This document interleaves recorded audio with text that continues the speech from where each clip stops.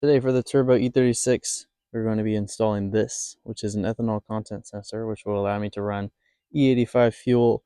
It's for better knock resistance. You can go a little bit more advanced with the timing, and overall, it's just a little bit more safe for the engine to run that kind of fuel. So, right there, that hose, if I can grab it, this one is my return line. So, it usually just mounts up under the fuel pressure regulator right there.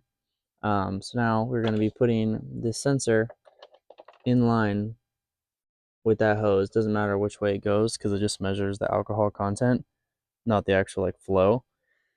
So we'll be plumbing this up, and then we have a plug that'll plug into the link ECU with the expansion loom. So we'll have to wire that up and get like a switch 12 volt, I think. So maybe just off of like the wideband sensor. But yeah, let's cut that hose and then get that fitted in there. So now we can just cut this hose, and then we'll be putting these fittings in between it that'll allow us to mount it to the actual ethanol sensor. All right, it is not clean, but it will work. There it is. Just put it in there and put the hose clamp on, and then tighten that down. Now that the sensor is all plumbed up right there, it's just in line with the return line.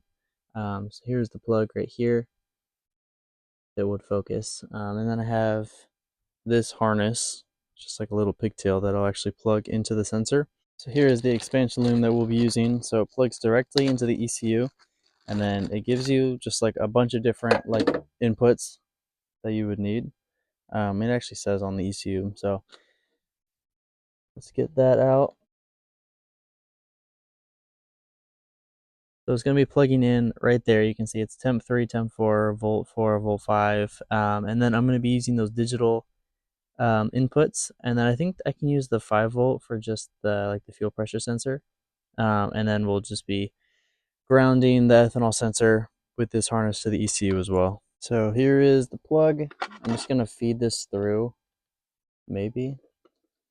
We'll see if we have enough room. Well, let's get this plugged in just like that. And now we just got to remember which one or which plugs are actually the ones that we're going to be using. So I think I'm just going to use digital 8, digital 8 and ground, which is digital 8 is the brown one, ground is the green one. So that'll help a little bit when it actually comes to like wiring this thing in. So now I'm just going to take the green and brown one and then just put it to the other side of the car so we can wire it in. All right, so this white one is going to go to the digital input on the ECU. This is going to be for the ground, and then this is going to be for the 12 volt switched input, which I'll probably just do from the fuel box or somewhere, or the fuse box or somewhere like that. So yeah, let's get this wired on, and then we can plug that in. So now we have this all wired up. We have like some kind of like heat shrink that like goes across, and then we have the power from that side. This is all wired up underneath.